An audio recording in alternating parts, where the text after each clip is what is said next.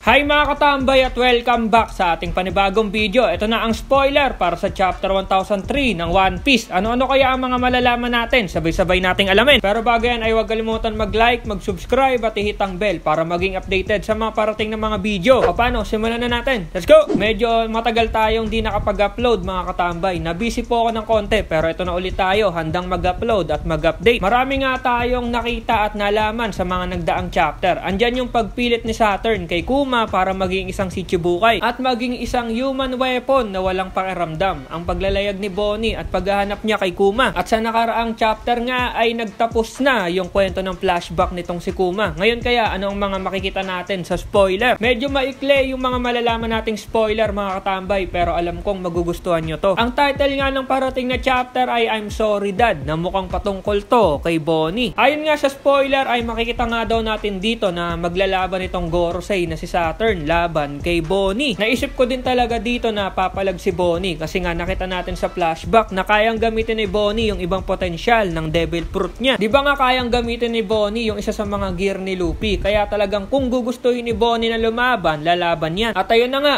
pinalaga nito si Saturn. Na-reveal din dito sa spoiler na itong si Saturn ay nag-conduct o parang gumawa ito ng experiment kay Bonnie. Siguro ito yung panahon na pinapagaling pa nga si Bonnie. At doon sa eksperimento na ginawa ni Saturn ay nakuha nito yung kapangyarihan niya. Ang ibig sabihin noon may kakaiba doon sa Devil Fruit na gamit ni Bonnie. Ano kaya yung nakita nitong si Saturn at ganon yung resulta ng powers niya na malademonyo? Mukhang may misteryo na bumabalot doon sa powers ni Bonnie. Ayon pa sa spoiler dahil nga naglaban itong si Bonnie at si Saturn, nasabi na hindi pa din nga umubra itong si Bonnie sa lakas nitong Gorosei. Dahil nga malapit na nga daw itong matalo. Pero sa huling page ng chapter ay dumating nga yung tatay ni Bonnie na si Kuma. At naghanda nga itong si Kuma para labanan ng Gorosei na si Saturn. End of the chapter. Okay, marami tayong nalaman sa paparating na chapter at balik na nga tayo ulit sa Egghead Island. Nalaman nga natin dito kung paano nakuha ni Saturn yung powers niya at dahil nga ito kay Bonnie. At sa wakas, tama tayo sa mga predictions at theory na si Kuma ay ang talagang lugar na pupuntahan nito ay doon sa Egghead Island. At ito na nga, dumating na si Kuma para nga tulungan na naman si Luffy. Abang na lang sa full chapter mga katambay. Salamat sa pagnood at see you sa next video. Over na!